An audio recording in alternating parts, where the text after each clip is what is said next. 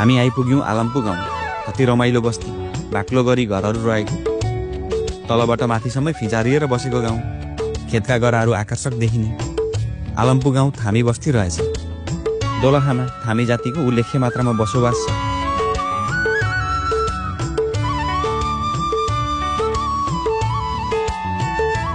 दोलखामा थामी जातिको उल्लेख्य मात्रामा बसोबास छ। यता त गाउँमा सबै घर थामीहरूको मात्र हुन्छ। थामीहरूको आफ्नै भाषा, संस्कृति र परम्परा हुन्छ।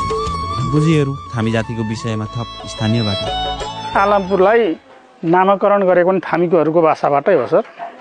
यहाँ सिङ्गो थामीहरूको बसोबास छ। यहाँ सिङ्गो थामीहरूको बसोबास 100मा 95-98% चाहिँ थामीहरू छन् सर।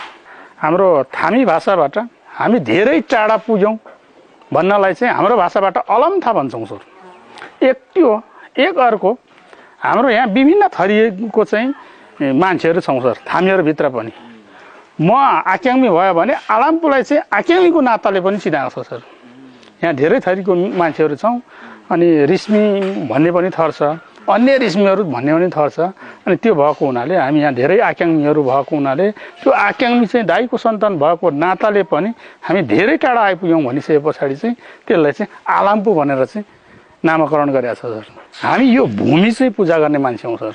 हामी यो पूजा पाठ मात्रै नभएर हाम्रो संस्कृति, संस्कार, रीतिरिवाजभित्र पनि हामी यो हिजो नेपालको चाहिँ सिमरङघाट अहिलेको 12 जिल्लामा पर्छ सर। त्यस ठाउँबाट चाहिँ हामी उत्पत्ति हुँदै हुँदै हुँदै आउँदाखेरि यो ठाउँसम्म आइपुगिसके पछाडि नै हाम्रो जात, भाषा, वेशभूषा, रीतिरिवाज, संस्कार हाम्रो आफ्नै छ सर। हाम्रो भाषा पनि छ, संस्कार पनि छ, रीतिरिवाज पनि छ। त्यही रीतिरिवाजहरूलाई चाहिँ हामी मान्दै अहिलेसम्म यहाँ आइपुगेका छौँ सर। सबैभन्दा उत्तम थामीहरूको बिहे गर्ने भनेको चाहिँ मङ्सिरमै हो सर।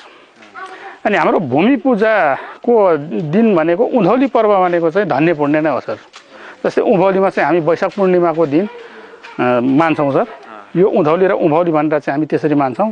हाम्रो यही संस्कार संस्कृति अनुसार हाम्रो यहाँ भएको प्रकृतिले दिएका कुराहरूलाई चाहिँ हामी पूजापाठ गर्छौँ र उहाँहरूले नै दिएको आशीर्वादले चाहिँ हाम्रो समुदायलाई खाना लाउन अलि समस्या भयो भने पनि हामी त्यही अनुसारको पूजापाठ गर्छौँ। त्यो फेङ्गा अन्तर्गत चाहिँ अल्लोको धागो बनाएर हामी एकै ठाउँमा जोड्नको निम्ति पनि त्यसको कथाहरू छुट्टै खालको पनि छ। अनि त्यसलाई चाहिँ एकीकरण गराएर अनि महिला र पुरुष दुवैजना भेट भएर अनि हाम्रो त्यो 3 चुला जस्तै अहिले सुस्पा राङराङखालीमा छ सर। अनि त्यो क्षेत्रभित्र पनि हाम्रो समुदायहरू गएर बसोबास गरेर त्यही अन्तर्गत हामी चाहिँ यहाँ फैलिएर धेरै टाढा आइपुगेकोले हामी आलम्पु आइपुगेका छौँ सर।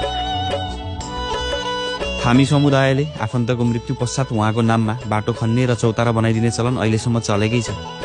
थामीहरू हस्तकलामा निपुण हुन्छन्। स्थानीय स्रोत साधन प्रयोग गरेर विभिन्न कृषिका निम्ति चाहिने वस्तुहरू उत्पादन गरिन्छ। प्राय पुरानै रीतिहरू हालसम्म चलिरहेकै छ। केही कुराहरू परिष्कृत भएका पनि छन्। पहिले मङ्सिरमा मात्र बिहे गर्ने र पुसमा मात्र घेवा गर्ने चलन थियो रे। हाल त्यो चलन भने परिष्कृत भएको रहेछ। हिजो पुर्खादेखि नै चलिआएको रहेछ। हामीले मान्छे मरिसकेपछि उसको नाममा बाटो खन्ने, चौतारा बनाउने। अनि हाम्रो के रहेछ भने हिजो हाम्रो थामीको सरहद चाहिँ पुसमा रहेछ। अहिले त त्यो चलन प्राय छोड्दै पनि ल्यायौँ।